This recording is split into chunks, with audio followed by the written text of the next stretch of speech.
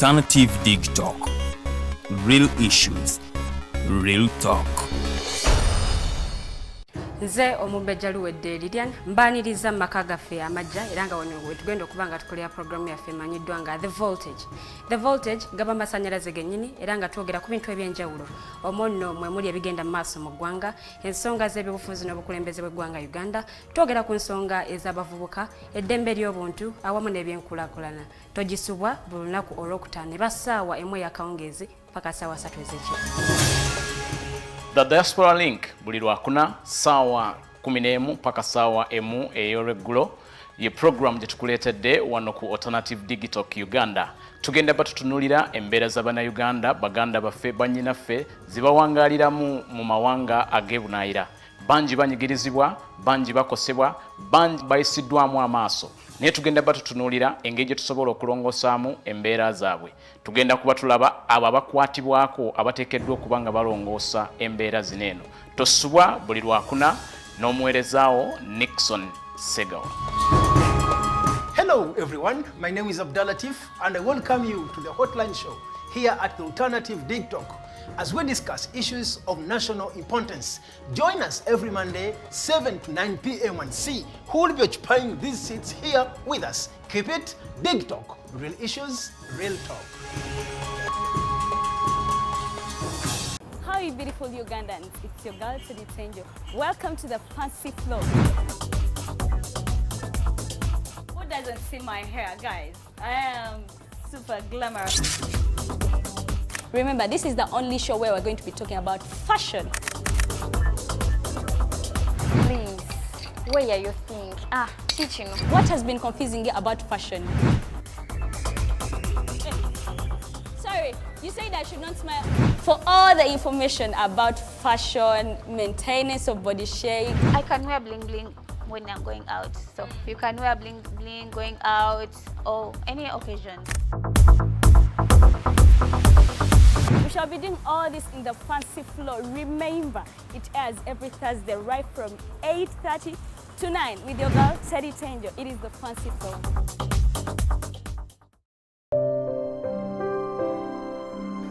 Hey Ugandans, I'm Lieutenant Colonel Dewa Kiki, the Deputy Defense Spokesperson and actually the Deputy Spokesperson for the Uganda People's Defense Forces. I was hosted on Alternative Digital. I encourage all Ugandans that this is the way to go. Always watch, participate, give your views and ask questions on Alternative Digital. Digital, the way to go. Schools are open. Parents, guardians, have you prepared your adolescents that are pregnant and mothers for school? The government has given us national guidelines to assist with the responsibility of sending these girls back to school. Let us help to provide them with a safe, productive, and friendly environment for their learning.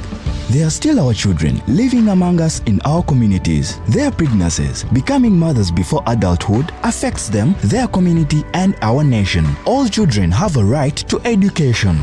Now, let's take them back to school because completing their primary and secondary school education is very important to their future careers, personal development, and being productive citizens of our nation. This message is brought to you by the Ministry of Education and Sports, the Ministry of Health, Ministry of Gender, Labor and Social Development.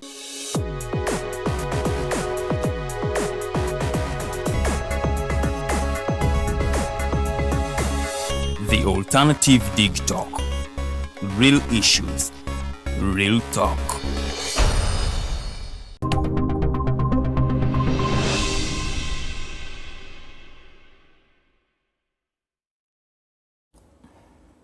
A good evening to you, all our viewers. Welcome once again to the Hotline Show.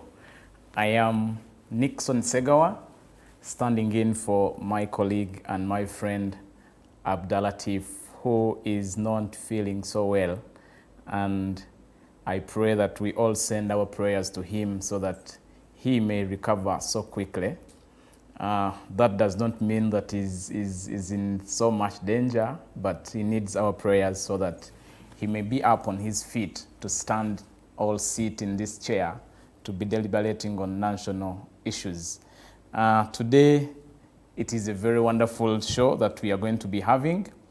I want to remind you the Hotline Show is a political talk show where we discuss politics, we discuss economics, and we discuss social development of our country. Today is the 14th of February, 2022. When you talk of 14th February, a lot of people are jubilating and celebrating. Actually, a number of people are now, there is a lot of traffic jam as you try to leave the city center. Many people are running to celebrate Valentine's Day. To you, happy Valentine's Day. Hope they will not be boxing each other, blocking each other. You know, on such a day, many people get blocked on their social media pages. One may think you are taking a flower to them, and it ends up to someone else.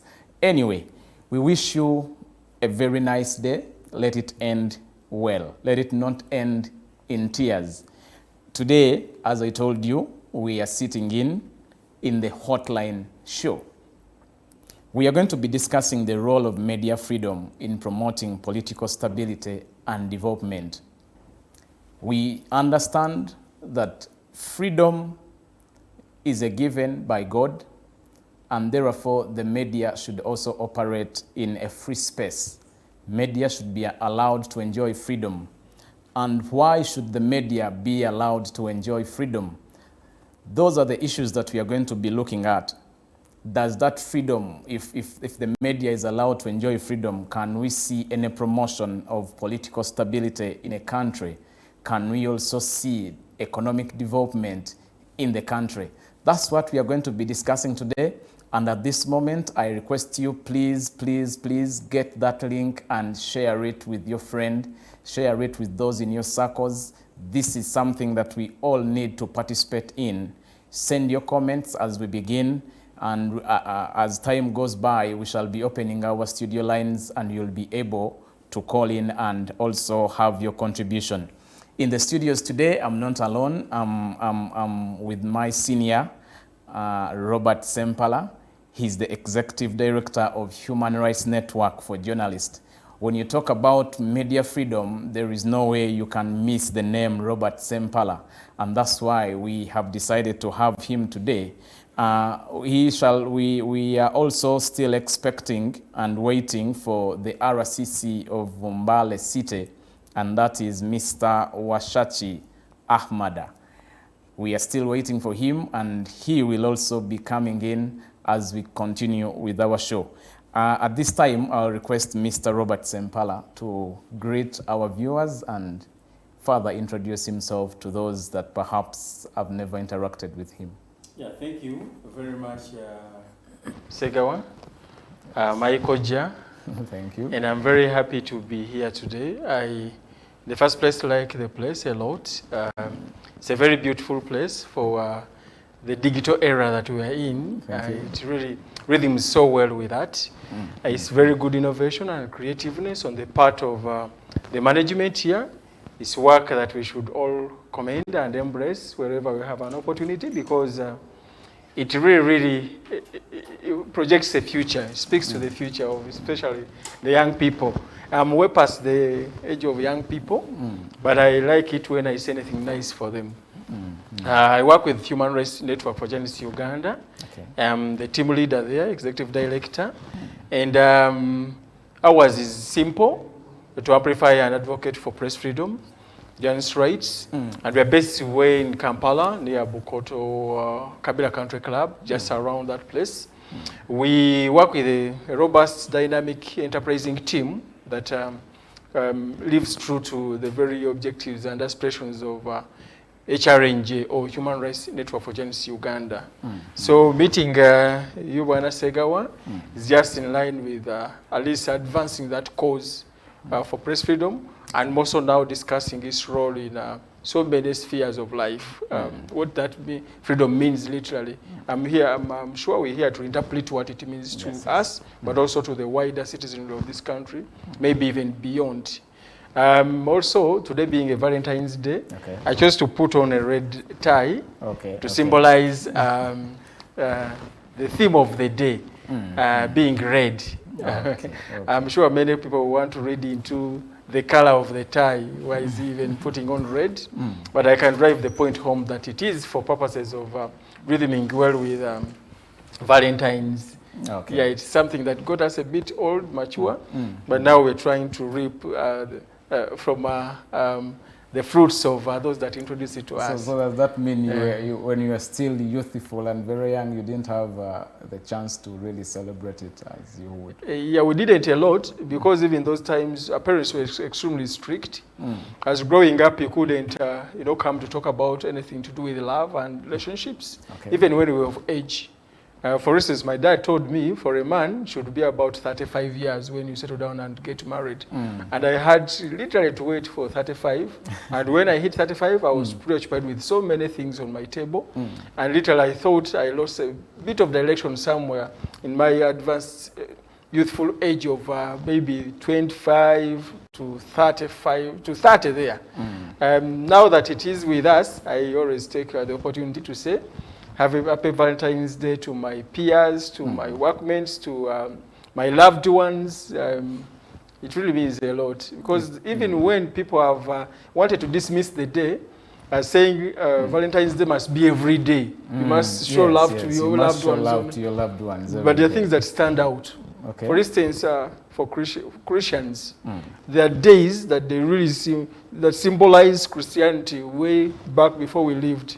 That is, when you celebrate the day the Savior was born, maybe when he was crucified, those days really stand out. Much as every day is a day of worship.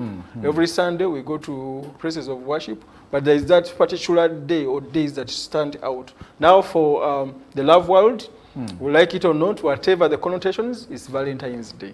Wow. It's Valentine's Day, and I also take this opportunity to wish my wife and my sweetheart, Annette Segawa, happy Valentine's. Okay, we are not discussing Valentine's, don't be mistaken. We are discussing press and media freedom. At this moment, when you talk about HRNJ, is it a membership association? Is it how does one join? You can have this time to really explain to us. Yeah, the Human Rights Network for Journalists Uganda, or HRNJ, is a membership organization. It's not for profit. It started somewhere way back in 2005 and became a legal entity in 2006. It was started by a group of human rights journalists who felt that at that point there was a really big gap in advancing the plight and cause for press freedom and journalist rights. There were, of course, other human rights organizations like the Uganda Mass Commission, which was a reference point for all other rights of Ugandans. But scanning through the annual reports, you would really find that the space was a bit limited to fully amplify those voices. And as such, that group came up to say, how do we drive this agenda for press freedom in this country? How do we have a one-stop center for press freedom? How do we have a converging point for all those that are interested in this to come and join and make a contribution? And that was not even to wish away any other organizations, but we thought that would much galvanize our efforts if our main theme and pillar was advancing press freedom the way we do it, manifesting through research and documentation, very robust and thorough, through doing a lot of advocacy and networking with other human rights organizations, other actors, through empowering journalists to really understand what is it that we mean when we say press freedom. What are your obligations? What are your duties as a journalist? Where do we go wrong sometimes? Sometimes ignorance of the law is not a defense. If you do not know it, certainly the law will trap you. But if you know it a bit, you try to preempt many things that would have happened to you because you are ignorant of the law or even the existing operating frameworks. We also do a lot of legal defense because we thought that journalists in their right and their respective media houses may not be able equipped to have in-house lawyers to defend them. In so many media houses where you see journalists victimized, the lawyer will certainly go silent in many of them, or most of them. The lawyers' voices will only be heard if a journalist is aggrieved by the bosses. So they will come in to defend the bosses, not the journalists' rights. So we thought that we needed to have a hub of journalists that would urgently and efficiently respond to this call. That's why I thought we would have a membership organization called Human Rights Network for Journalists Uganda. Okay. And as a membership organization, we spread across the country. For instance, currently our executive board chairperson is Mr. Julius Esegu from Soroti.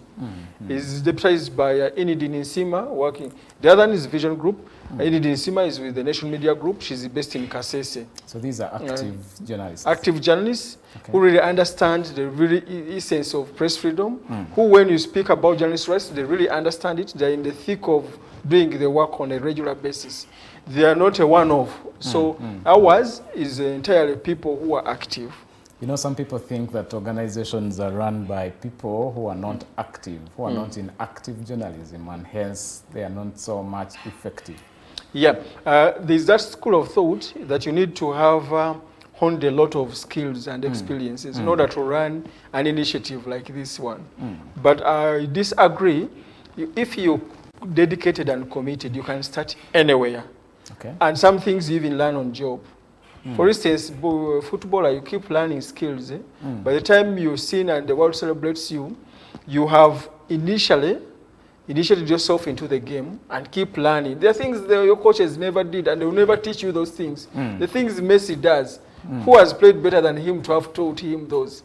The things Ronaldo does, the things Thierry Henry did, not even Wenger did them as an active footballer. So you don't need to be a journalist to defend the rights of journalists. You don't need to be a journalist to defend the rights of journalists, but you need people from within to skill you, to equip you. You need to understand exactly the nitty-gritties of how journalism flows. For instance, I come to a media house. How do I apportion blame in case anything has gone wrong in a TV station or in a radio station? I only can do so very well if I know the processes. That in a media house, there is somebody called a reporter who fishes for stories from the field. But before even going, there is somebody who is more technical and competent to guide them, and that person is called an editor. Before the editor plays the role, there is a sub-editor somewhere. If he's a is a producer, you don't need to know all of these by yourself, but you need to, coordinate from one point to another. And once these points are jointed, you have a complete thing of what somebody will call a media house. For instance, the most obvious point in this is the owners of media houses. Majority of them do not know what it is when you talk about journalist rights or journalism. They are not schooled in that background. But because they have the passion, they work with people who are competent and skilled to do the work. And as such, we think that for HRNJ, you need active journalists to drive this agenda. And in there, we keep them for three years because the board has a lifespan of 3 years, renewable once, which means 2 terms coming to 6 years in total. And then you forget that position. If you need really you need to stay for anything to share your skills by way of transitioning, you are allowed 1 more term in another portfolio on the board. If you've been, for instance, a secretary, you can't be a secretary for terms beyond 2. You only can be a secretary, maybe a board member for 1 more term, which brings it to a total of 9 years. And so far, terms are working that side. They are working efficiently well. And for our current office bearers, we are having an AGM Feb 25th to usher in new leaders in a very peaceful, democratic, transparent manner. People have already expressed interest. It is a preserve of only paid up registered members of HRNJ. And so we have already sent out invitations to them. And we have demonstrated that all posts will be up for grabs. There is no, our politics now is littered with a lot of money. Many people who have ideas and skills have so far run away because they do not have all the money that is needed. But with us, we are saying you only need to bring your head. You only have to prove to us that you are registered, paid up, and that you are an active journalist. And the rest, you're all equals. Okay. Thank you, Mr. Robert Ssempala, for that long introduction about the organization that you work with. We are still discussing, and we have just started discussing, the role of media freedom in promoting political stability and development. You know, when we talk of political stability, then that means there are threats to that political stability, and that's why perhaps sometime we need to discuss it. As I told you, we are still waiting for our friend, our colleague, the RCC of Mbale City, Mr. Washafi Ahmada. He promised, and I know he will make it to this place. He's soon arriving in this place. Mr. Ssempala, how would you define media freedom? Media freedom is a constitutional right provided for under Article 29 here in our Constitution. And of course, it's an international right enshrined in so many international instruments and laws where Uganda is a party to. It's simply about allowing journalists to do their work without reprisals, without any impediments, because of their work. It clearly spells out that this is press freedom is a right, but most of freedom of expression is an inherent right, which cannot be taken away from a person, and that makes it now a thing for all of us when we talk of freedom of expression. Press freedom is a preserve of people who meet the requirements of being journalists. As per our own understanding here in Uganda, we base it on the Press and Journalists Act of 2005, but started later in 1995. When we talk of now who a journalist is in this context, we are talking of a person who has honed a degree in mass communication or journalism, has a certificate. If they don't have an attended degree in mass communication or journalism, then you must have a degree in another respective field, but have a qualification in journalism at a diploma level. After that, just like the lawyers do, then there's supposed to be a body called the National Institute of Journalists in Uganda, NIJU. And this NIJU is supposed to enroll you, like the lawyers are enrolled after going to LDC. After which, then you serve with is that a government body? It's a government body, which started and run by Wafulo Gutu, Walinda Nabusaya, and many others, but somewhere it got depleted and it's no more, it's not anywhere, because of course, the attendant disagreements that cropped up that time within the framers of the same. So where we are at today, you would say that nobody has a practical certificate. And even recently, going by the High Court ruling on the request by the Media Council to have all journalists registered.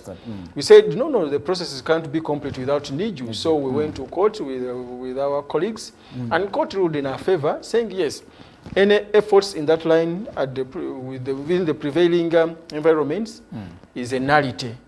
So for journalists that had been registered and their money was taken away, we encouraged them to go and pick their monies because the Media Council of Uganda should not be seen to promote an illegality by holding on to the monies that were paid for something that court has found null and void.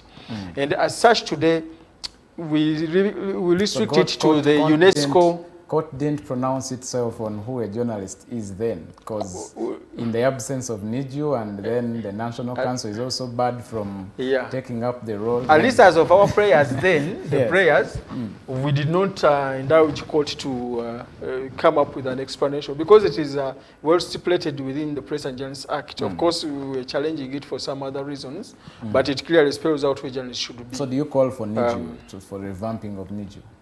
Yes. If you must professionalize the media industry, you need regulatory bodies that are professional, that are strong, that are independent, that are kept in check all the time.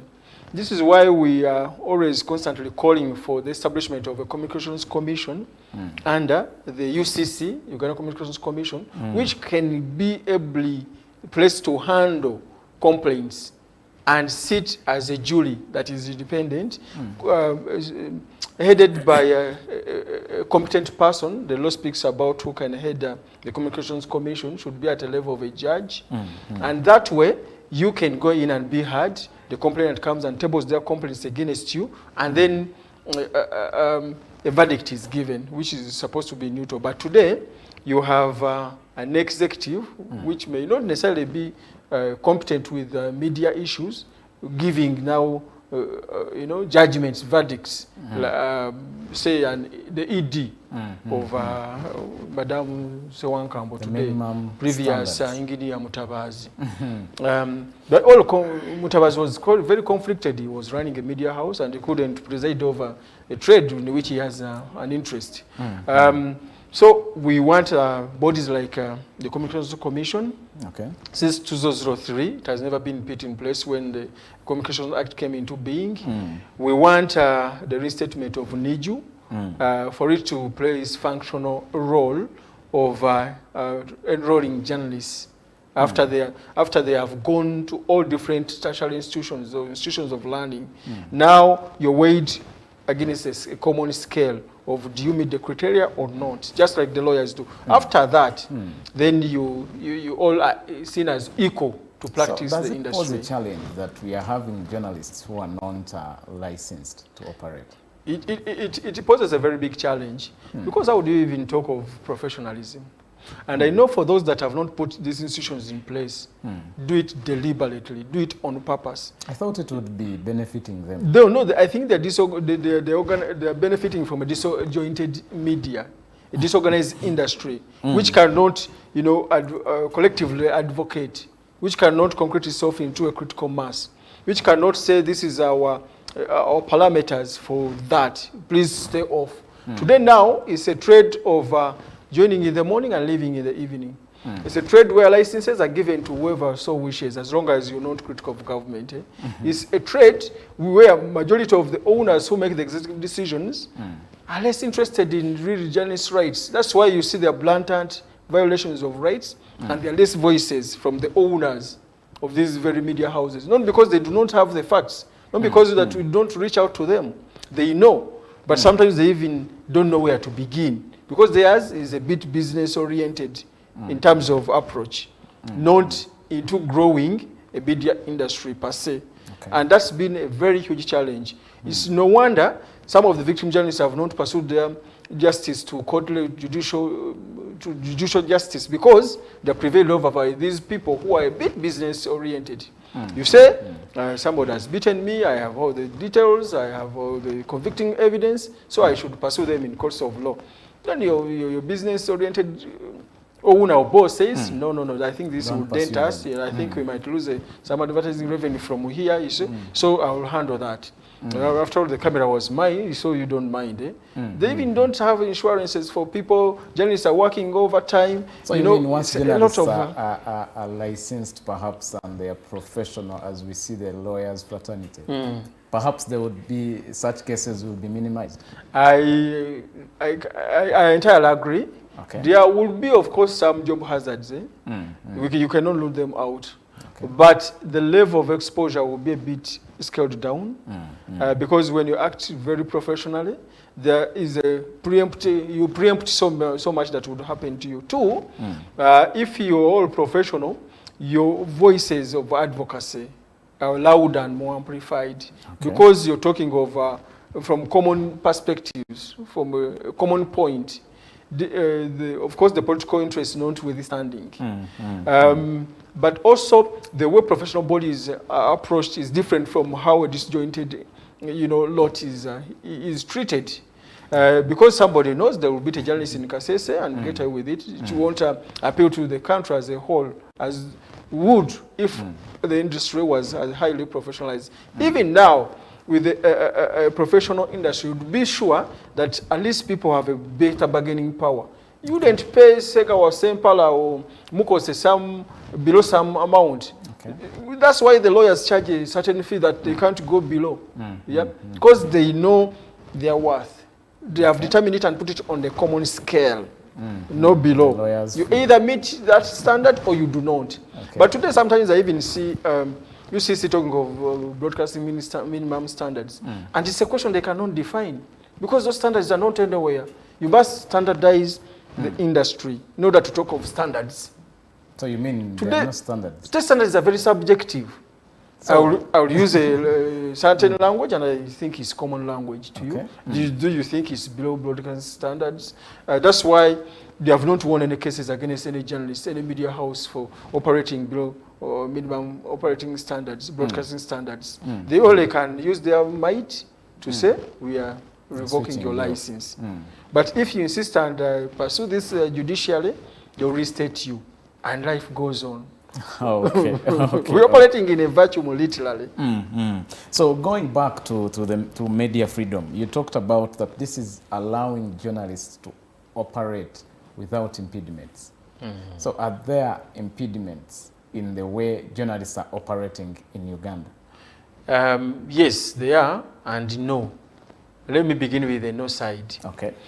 No, for those that are not engaged in critical issues, for those that are in fashion and entertainment, they will speak till they drop.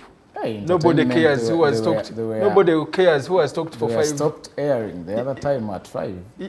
But until then, but nobody cares if you have spoken for 5 hours. Okay. For those that are into sports and soccer commentary, you do one game after the other, Arsenal, Man U, Black, Chelsea, Liverpool, Aston Villa, till you drop and the games are over. Nobody will tell you you're Villa overdoing this. KCCA. Villa, KCCA, Vipers, things like it. So there are no impediments for such people. Okay. Where there is a very serious concern is those that are into civil and political rights. Giving platform for people to advance a cause for democracy, rule of law, and human rights. That's why there are major problems. And for every journalist that has fallen a victim, it's because they have been trading within that area, trying to, say, interview so and so, trying to fish for stories from this opposition side, trying to hold leaders to account, to play a watchdog role, to check and balance the powers of those in offices, where they're not grossly abusing their powers. Those ones have really been a central target, be it a media house at an institutional level or individual journalists at a personal level. So the impediments are really, really well gazetted in certain areas. We do research and documentation. We verify all our reports. Okay. And for now, this 12th year running, because we have produced 12 press freedom indexes, or index reports. But ever since we started, we have had the lion's share going to journalists that are into civil and political rights coverage, or commentaries, or reportage. Those ones have had problems. The journalists who sometimes even never care to put on jackets or carry an ID, because nobody will care to ask, are you really a journalist? But go into those areas. And the problem is this side of reportage of the dissent, the political opposition, has been criminalized by far. So if you are in that sector and you're reporting on the side of the ruling party, nothing touches you. You report in this other side of the political opposition, and you certainly be targeted as promoting and abetting the political opposition, which is of course vying for the national seat, and you'll be seen as one of them. And no wonder even in the Anti-Terrorism Act there was a section which we have fervently fought of criminalizing a journalist who say talks or interviews a person who is engaged in subversive terrorism activities.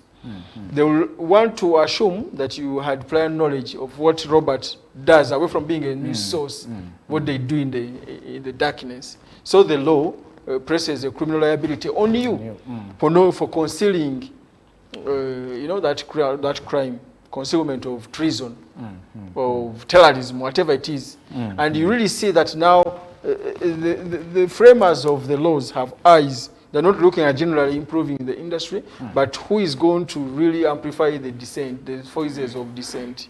And problems have been with those critical voices. The impediments are thorough. They include, among others, harassment to the owners, to the journalists themselves. They include denial of government businesses. So you have to behave cautiously. You have to know where power lies in order to continue operating as a business entity from a business model of a media house. You don't have to be in bad records of somebody, or else they won't, approval of your request to run some government businesses. They also include now physical assault, which is the beating, like you saw at the UN human rights offices in Kololo, where men in army fatigue came and pursued those journalists, including female journalists, and beat them up thoroughly. And at the end of the day, nobody was held accountable. Because if you do not hold the commander accountable, and then you say these ones, and you know, we had issues with that. We had a lot of issues with it, and we had issues that they presented wrong figures. Wrong figures. Somebody even said it seems these people had already been tried long ago, and now they came because there was an incident. So there was a coincidence that is then they gave them their judgment, saying you are accordingly convicted and sentenced to between 60 to 90 days. But the faces, for journalists there, will not tell you this one beat me. Because if you parade people, all you see is on TV people marching and being sentenced. The trial process was extremely opaque, nobody witnessed.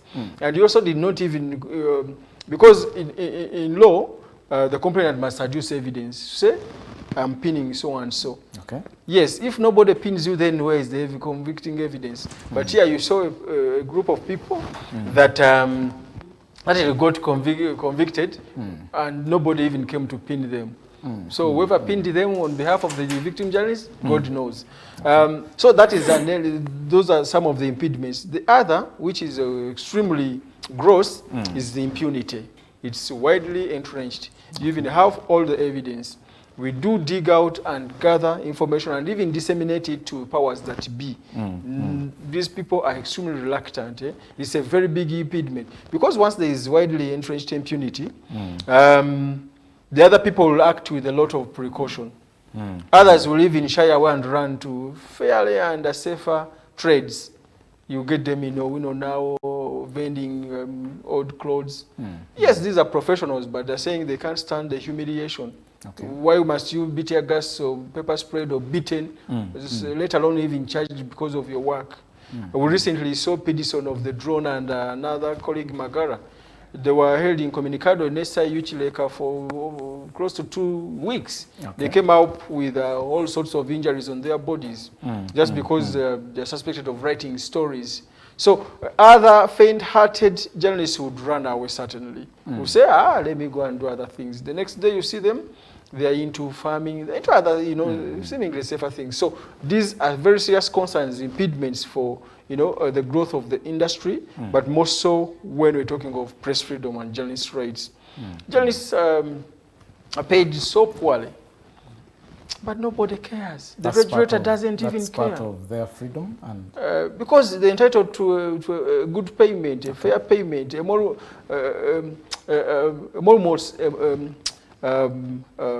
what is the word? Yes. A journalist leaves the work and that is the end of it. If you do not work today, you're finished. Because majority of them are freelancers. Okay. Even those that are staff certainly walk out with nothing if they're not unable to work. So you certainly talk of an industry that has so many impediments to its growth. Regulatory bodies are all scattered. Sometimes they only act because somebody has caught a cough and they sneeze down here. If somebody complains in the night, in the morning they're already sending out summons to different people, come and appear, you are accordingly charged with this and that. But before then, they are in deep slumber. Even we have challenged most of them in court for not doing work they're supposed to do, and even warn against them. So how do you gauge the media freedom space in this country? I think we have been ranked internationally. Many reports, Human Rights Watch, Freedom House, many of them have ranked us as partly free. Okay. Yeah, we are not free. We are partly free.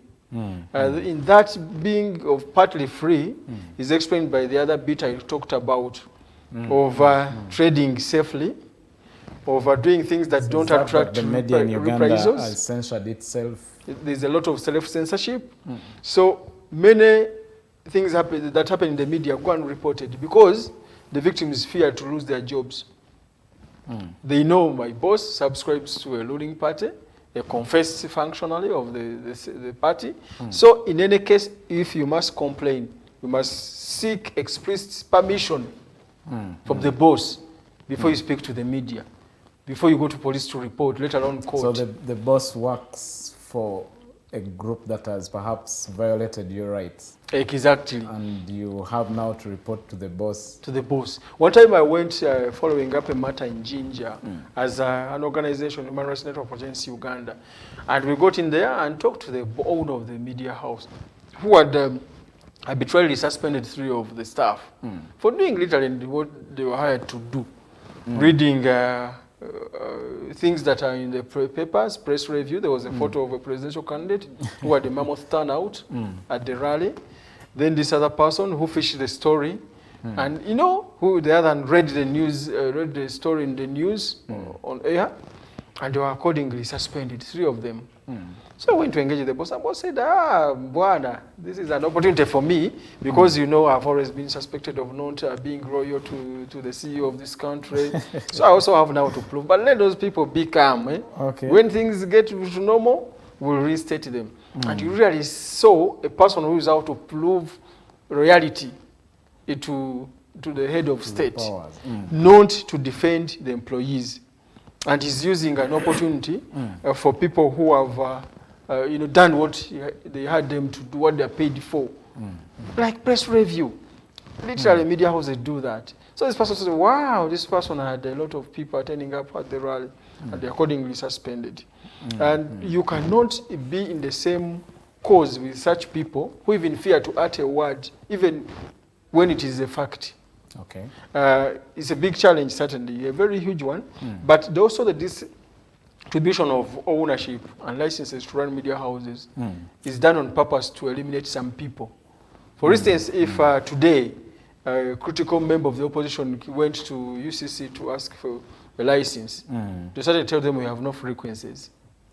Another one comes tomorrow and will be issued with a frequency to operate a media house, simply because they know what is likely to come out of this particular media house. So when you talk of being partly free, should we celebrate?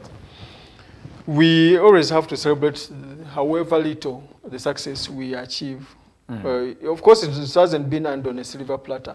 When the president liberalized the media industry in 1993, there was a multiplicity and growth of a media industry, mushrooming media houses. People came out to say, we are faith-based. We need a central voice. So there was an emergence of such voices. Then some people said, we are business-oriented. We want a media house that will only be focused on business. Then as I say, we are cultural institutions. We need mouthpieces for, culture. Then as I say, we are faith-based organizations that in terms of the traditional religions, we need our own. And other people said, me, I just need to do business. So many came up.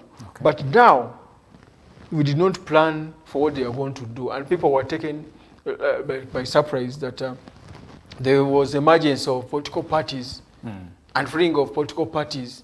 And their activation and participation later now bled so many issues that have since caused issues for the media. You have political actors in the opposition, but you do not want them to have a space within the mainstream media houses. Any media house that has the might or the muscle to host them, you go attack it. And that defeats the very essence for why we liberalize the space, the industry. Those were days, I think, I don't know whether Segawa, you were around, when the national broadcasters would even go to sleep for 1 hour. People have gone for lunch.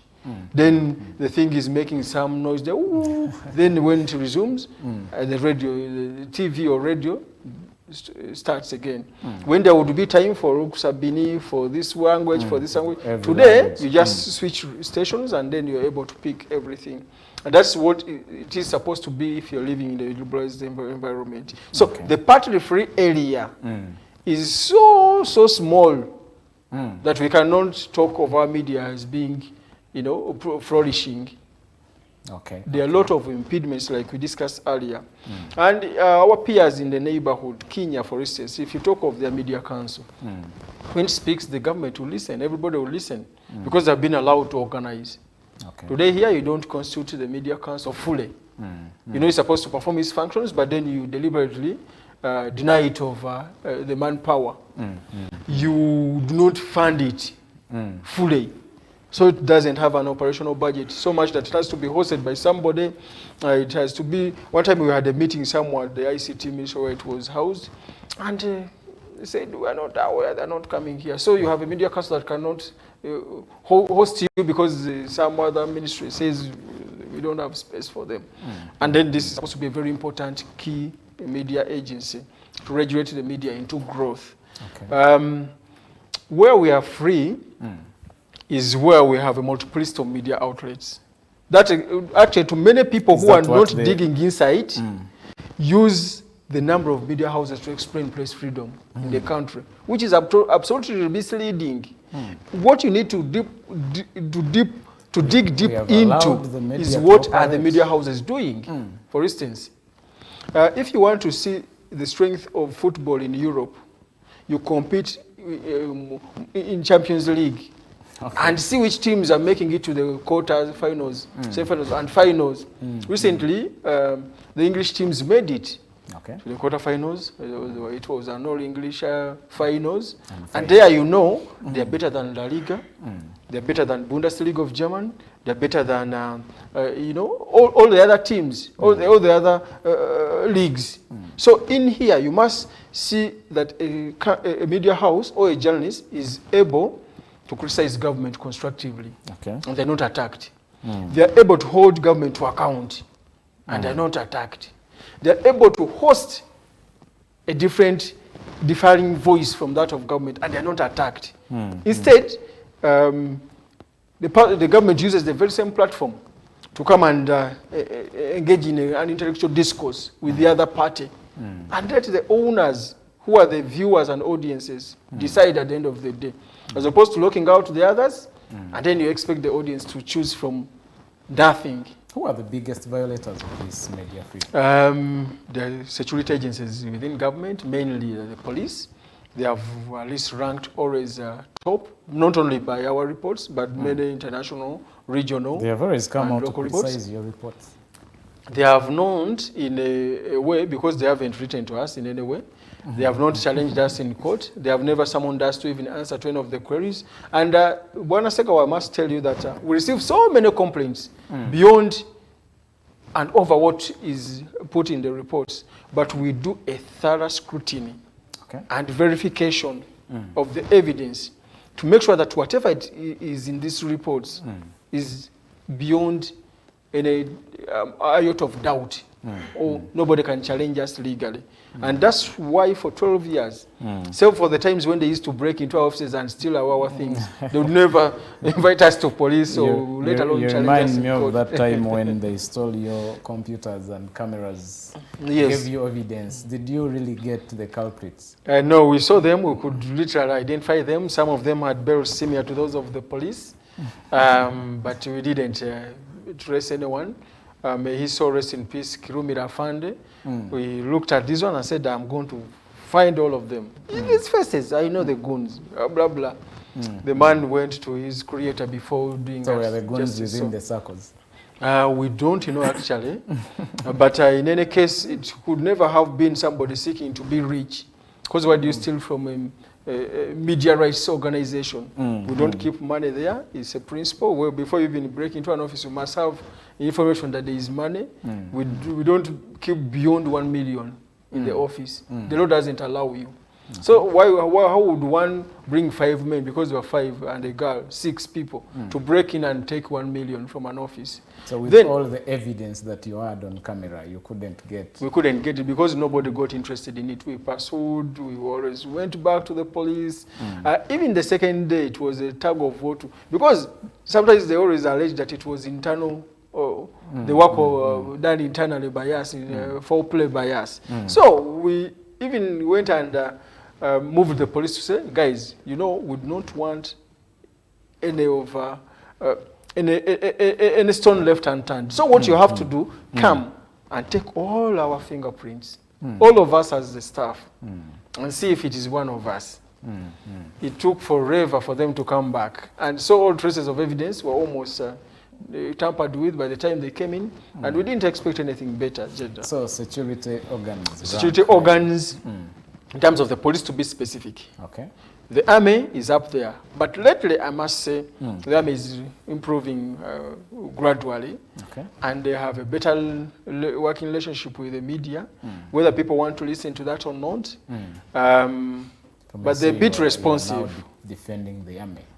No, where credit is due, I give it. Okay. Because before, it was a bit hard for us until we engaged in meetings.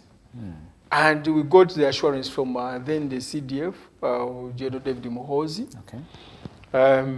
When the incident of at the UN happened, he came out to say, we are taking some action, even when we did not believe that what was done was appropriate entirely. Okay. He said, okay, if you don't believe in that and our apology, what do we do as a team building thing? He said, let's play soccer, let's sit and dine. For the heads, come forward. It was I remember that soccer that was greatly criticized. Yes, it was greatly criticized, but for us, it yielded results. HRNJ went in, Okay. we played soccer, and we had a contact person in the army to call, and it was way much better than the police, because the much as the police is the worst violator, we've sought for meetings of that nature. They have declined.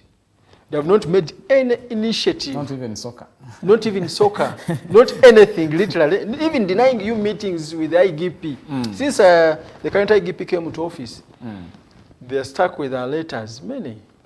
Saying, please, you need to meet. We furnish them with reports, saying these reports are implicating you. There is a lot of evidence for about you. Can you create space for us to discuss what has gone wrong? Okay. They are non-responsive. So if the army, powerful as it is, coercive as it is, feels, okay, we can have a moment to come and talk. One of the times we met at the headquarters of the army, we got 6 people, high-profile representation of the army, including the CDF, CMY, ISO, all of them. And they came with a pile of things to pin us. We went with the mower and lowered. At the end of the discussion, they said, I think, yes, you have merit in what you're saying. Okay. So what do we do? We put on table some proposals. And since that time, trust me, in our reports, the numbers of journalists beaten by the very army have gone down. But even where it has happened, the army is very responsive. They will call you, they will come to the hospital, they will foot the bills, and even they are still very adamant on one thing, punishing the errants, revealing their identities. They conceal them, they hide them. And that's where there is still a challenge, a huge one at that. Okay. But as far as comparing the two, I am not shy to say the army has been improving. So we have the police, we have the army. We have the employers. The prison. Prison, not so much. Okay. Where prison has been approached, they're always very receptive to journalists in most of the places we have gone to. Even the information there, you sometimes only don't get an opportunity to get to know who is torturing inmates in prisons, because you are denied information. Yes. But for journalists that have been investigative, they have unearthed these things still. So prisons, no big challenges with them. But the employers, they're supposed to, be the custodians of journalists' rights. Okay. But they are somewhere there. So employers also are ranking highly in violating the rights of journalists. Yes, in terms of overemploying or overworking the journalists. Many journalists come to workplaces as early as 5 and leaving past midnight, and are not given allowances for extra time. Yet their labor is supposed to be paid for in a special way. Is there extra time defined anyway? No, it must be defined because you're supposed to work. Working without contracts. No, the laws of Uganda apply. Okay, even without contracts. Even without contracts. Okay. By the way, you can even go to court and win a matter without an employment contract. We have done that and succeeded. If a journalist can prove that the journalistic work is being consumed by this particular media house, and they know that the purpose for denying them a contract was for defrauding them, the courts will hear you out, and they will be able to rule in your favor. Okay. We have done that, and journalists have been compensated in that regard. So we have the employers there. The employers there. Then we have regulatory bodies. These ones, the UCCs now, the media councils, who will only come up when the big man has complained, or when some very powerful personality in government has complained about the media. That's when they come out. But progressively being engaged and being present, that is still a challenge. So people will say, some people say, our regulators are present and absent. Present when somebody wants them to strike a road against a journalist or a media house. Absent when the media wants them to act in their favor. So are they like our security cameras? When they are supposed to give us information to track the criminals, they say the cameras were not on, and you can't really have a trace of who did it. But all in all, we cannot also exclude the members of the public, the general public, because in our reports we've documented cases where there is community mobbing up journalists. And we attribute this to the sheer lack of appreciation of how media works. So when a person sees Segawa out in the field, they will think Segawa is to blame for digital TV, talk TV. They will not appreciate that there is somebody called an editor, who, for instance, looks at the story before it even passes. You can always go to this person and echo your concerns, and then it can be addressed. So for them, we'll square you off, beat you thoroughly. I think they have now resolved the matter. So in them, I think we need to do a lot of sensitization. Okay. Thank you, Mr. Robert Ssempala. But also journalists are still a challenge to themselves. The journalists themselves are still a challenge to the media freedom in the country. We are seemingly seeing a professional body that is not organized. How can that professional body really help to stabilize politics in our country? We are coming back after this short break, and when we come back, we are going to begin from that point. This weak and disorganized profession body, how can it help to build politics, stable politics in our country? Don't miss. Stay right here.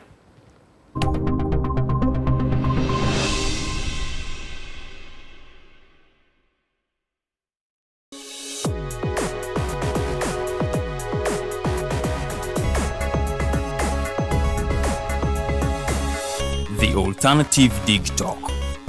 Real issues, real talk.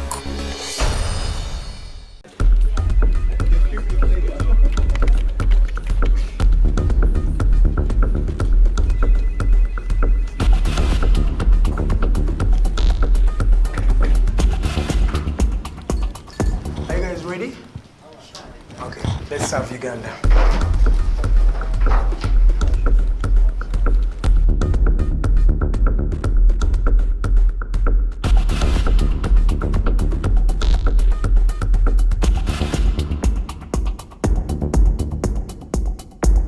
As promised, we deliver. We are redefining the social media narrative, asking tough questions and holding your leaders accountable. We are non-partisan and break down having a conversation with Uganda. We are the Mighty Drive. We hold debates that give you viable solutions. We bring to you people that Ivora is wanting to listen to. We are gender sensitive and give space to the unheard voices. Not forgetting the quote of the day. We are live on our social media platforms, The Alternative Uganda on Facebook, YouTube and Twitter from Monday to Friday, 7 to 9 a.m. Don't miss the debate behind the wheels and studios. I am Edgar Matthew Karuhanga and Princess Luwe Delidian. Expect in-depth analysis, credible, factual and authentic information. We are the Alternative Dig Talk. Real issues, real talk.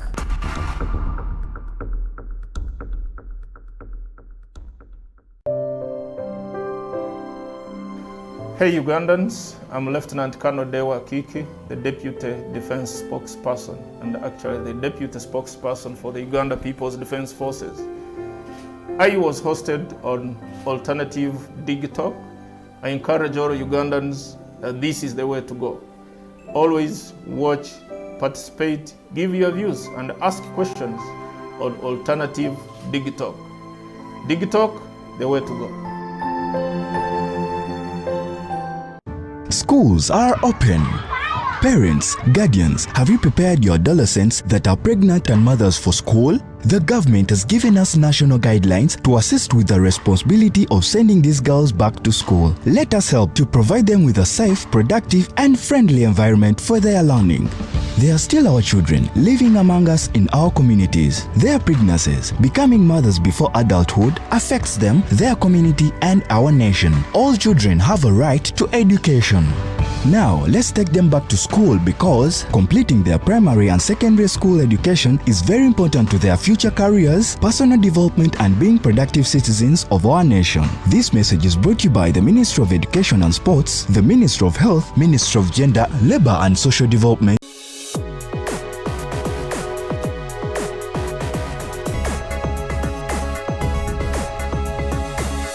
The Alternative Dig Talk.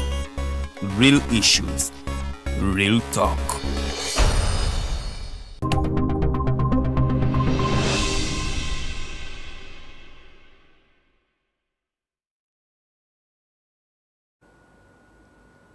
Welcome back from that short break. I really welcome you back. Thank you for staying tuned in to the Alternative Dig Talk. Alternative Dig Talk, we have an opportunity for you. If at all you are a marketeer out there, this is an opportunity for you, more so if you're able to market a service. The requirements are those that I know you can really afford. All that is needed is a diploma in sales and marketing, a diploma in media or multimedia, proficiency in English language, that is both spoken and written, high level of integrity. You must be staying around Kampala. You should be creative with good communication skills. If you are interested, please, you can send your resume on alternativeuganda@gmail.com. You can also call 0702 900 076 or 0783 047 785. You can call those numbers and you have this opportunity to work with this biggest media company, media organization as a marketeer. As we were going for a break, Mr. Robert Ssempala was really highlighting a number of issues. He really laid a good foundation for this discussion. I want to remind you that we are still discussing the role of media freedom in promoting political stability and development. This perhaps suggests that in the absence of media freedom, we may not have a stable political environment in the country. We shall really get to know more about that. As I told you, we are still expecting and waiting for the RCC of Mbale City. That is Mr. Ahmada Washachi. We are still waiting for him. Hopefully he will make it to this place on time. We are still so hopeful. Yes, Mr. Ssempala. Yes, we had that question as we are leaving. You really explained in the absence of NIJU, in the absence of a better pay for journalists, in the absence of a professional body of journalists in the country, can we really push for stable politics in this country? Yes, the journalists and the media generally has ably done that. They have come out of their shells to occupy the space effectively by, one, giving a platform to the technocrats in this government, in this country, to come and articulate issues, to rally the masses, the country, into a common cause of economic development and growth, but also to push for democracy by giving the powers that be opportunity to explain issues that are seemingly not clear to the populace. That is the contribution the media has done. Also, they have ably held to account government where things are not working well, where there is despicable torture of people within custodies. The media has exposed. It's certainly not a virtue of democracy, rule of law, and good governance. Media has ably done that to constructively expose and say things are not right. Where there's been a rampant corruption, the media has ably created a space to champion the cause for fighting corruption in this country. That is certainly widely entrenched. And the president has severally said one of the challenges faced with is corrupt officials around him that are not touched. So the media has been able to do that. There is a litany of reportage about who has stolen what, where, when, and recycling them. Media has already said this one was this docket, swindled a bit of money and the investigations, but now is in this docket. Media has ruthlessly done that. Well, so well. Where there have been, say, disappearances, kidnaps, you know, illegal detentions, prolonged detentions, name it, the media has been able to expose. When you read papers on a regular, you see pages exposing all these things. And anybody that is, you know, exposing such unspeakable actions that are happening is deeply rooted into championing the cause for democracy, rule of law, and economic development, because the two work hand in hand. You cannot purport to economically develop, yet you're going down in terms of governance, because no legitimate investor will come from without and invest in your country. You already have a few crooks coming around to ask for free land, tax exemptions, and once that is done, they all disappear with your monies. They come to enslave your own citizens by not paying them or paying them peanuts and working them like horses. You are reminding me of a post that where someone said that there is no serious investor that comes to Uganda with those images of torture that are always being shown. It's extremely hard. One time when the late Felix Kawesi was gunned down, myself and the late now Medical Gwa were in Geneva for that UPR, Universal Periodic Review. And the first thing they asked us is whether we really wanted to come back to our own country where they're gunning down people. Moreover, high-ranking security officers like him. What was your answer? We had the conversation with the Kawesi, we know with Medical Gwa. That time it was the chairperson of the Uganda Commission, and he was a special rapporteur in charge of freedom, in charge of the situation of prisons. We discussed and said, okay, there is no better place than home. If we... I thought you told them we are used to this. We said if we get comfortable, and start staying here, we'll be very scared to go back home. Let's go home and make a contribution of making things better by really doing our work, what we do now, because our work was directly or is directly feeding into the work of the Human Rights Commission. So we agreed and told them, okay, thank you for the offer and the courtesy, but we really want to go back home because it's our country. And once we are outside of your country, don't let everybody think your country is the worst in the world, irrespective of some other differences or political differences, whatever it is. We told them our country is a very beautiful country, rich with natural everything. People are very hospitable. You know, we do a lot of agriculture without irrigations. Are you truthful to that? Yes, there are many people who have never seen an irrigator, but they're doing agriculture day in, day out. People here, once you're seeking for directions, they always want to abandon their work and get you to your destination without a pay. So the people are very nice. So all that you need is to put this beautifulness of this country, the beauty of this country, to the benefit of everyone, so that there are no tortures, there are no illegal detentions, there are no prolonged pre-trial detentions, that the law is not used to persecute, it's used to prosecute the very people, and that every other functionary of government is working. Is media safe when it keeps on exposing such acts? Media must never be safe. Whenever you find media saying we are very safe, in an African democracy, like in East Africa, in Uganda in particular, you know it's not doing its work well. Because in a country where there are a litany of tortures, in a country where there is corruption, in a country where there is political intolerance, in a country where dissent is suffocated, you can't be a media and say... I wish the RCC was here. Perhaps he wouldn't have agreed with you on that. That is an intellectual discourse that we would have engaged in, and a healthy discussion, of course, that I would really entertain. Because there is empirical evidence. You can count so many cases of torture. and nobody will deny that. You count so many people. Those are cases that have been condemned by government, and those are individual people that do such things. Yeah, he would have appreciated that condemnation is far less of an action. Eh?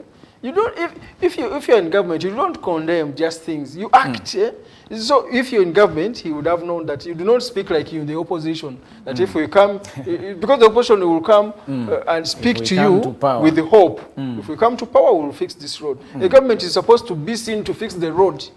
If there is corruption, the government is supposed to be seen to fight that corruption and stamp it out. Yeah? If there is torture, it's supposed to be seen to take stand action against those that are torturing others.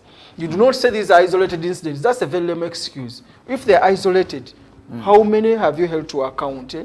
Where do they torture from? Is it from the bushes or from a gazetted torture chamber somewhere, which is manned by guns of government?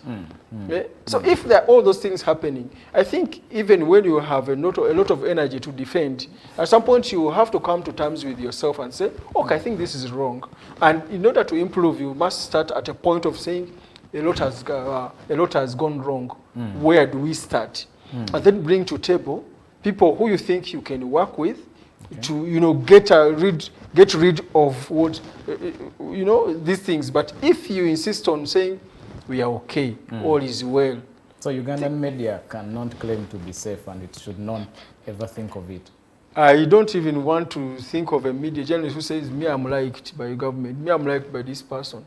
Me, I'm liked by opposition. Yes, is it safe to be liked by opposition and hated by government? The relationship between media and the sources should be entirely professional.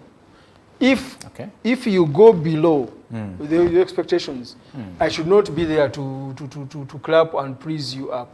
I should be the one to expose you, to say this is going wrong. That's why internationally, the organizations that are civic in nature, they amplify the voices of the voiceless. Once a government is doing its work and goes overboard, these bodies like the media, international organizations, and so much are supposed to raise a red flag to say, look, people are dying. What are you doing about it? And you're supposed to act now. Not to just attack the organizations that are telling you that things are going wrong, lest you're not serving the people. Yeah.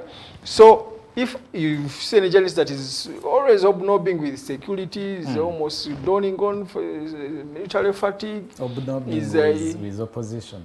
With opposition, we always wearing their beret. A journalist is not supposed to carry a beret of a party. A journalist can carry a card. I'm a journalist, for instance, but I vote. I go to attend political rallies to listen to who is promising what, so that at an opportune time I can demand from you, because you're making an agreement between you and myself. If I keep away because I'm a journalist, so what will be the basis for my making a decision to vote for you? I vote out and vote in. I vote in. As a journalist, you're supposed to be civically awake. What you're not supposed to be is being biased. But journalists are political, And what is politics anyway? It's just a management of society, how you distribute resources, who takes what, where at a given time. It's not about, some people say, I'm not a politician. By your very nature of wanting to partake of the national resources, you are political already. By your nature of wanting a good road in your area and saying this is a bad road, you're already advancing the political agenda of your area. So people should not even be scared of saying you're a politician. Mr. Ssempala, should media houses take sides here? Because perhaps we have seen in different countries where media houses take sides in the politics of their country. Segawa, is it something that should also be here? Media houses globally take sides, especially in where they are well-entrenched democracies. For instance, so in Uganda's democracy, in the US, there is a CNN will support, of course, a given party. And if you want, the Republicans will know that this is our. You saw Trump always attacking CNN because they know that's not them. And it will take sides, and yes, it's for Democrats. It will promote democratic values for their countries.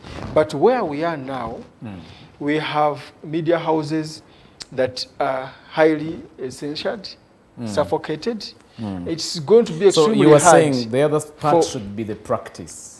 Yes. If the media was to be highly developed and independent, I would entirely want to see a media house crystallizing the campaign promises of a particular candidate, putting their manifesto into scrutiny or to scrutiny, and then helping me to decide. And them saying, you promised a road here for 3 consecutive terms, it's not been fixed. Why are you even promising it again? You've allocated money in the national budget for this cause of a hospital, in this particular area, the same amount that keeps even growing, but there is no foundation for the same hospital. Certainly that media house would be extremely taking a side by criticizing you. So it's not in a bad way. Should that media house keep a blind eye to the other side? No. Media house is supposed to, you know, I said the relationship between media houses and the people should be professional, not being loved or hated for no reason.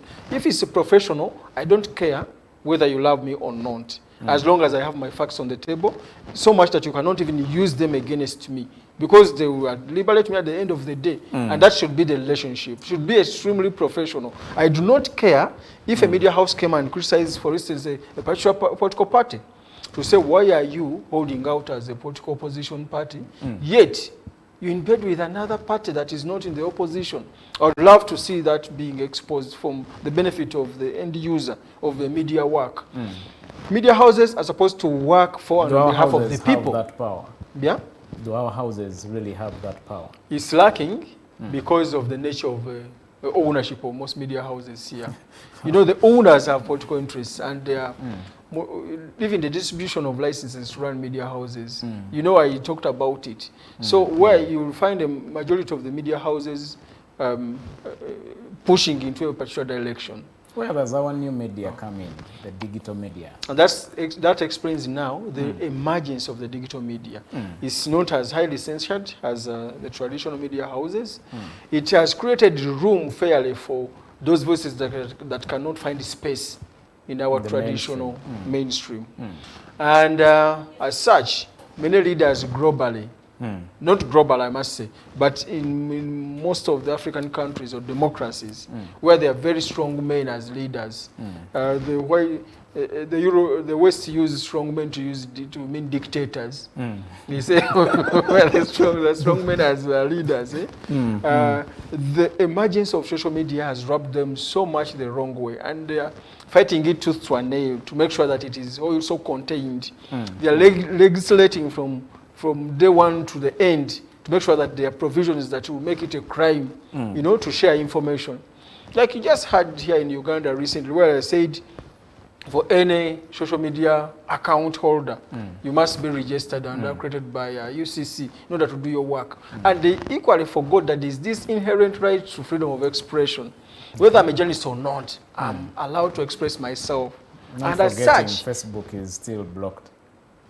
Sure, but people are fully operating. Who doesn't share and receive things from Facebook? Because people have learned, you know, that this freedom called freedom of expression is not here absolute here.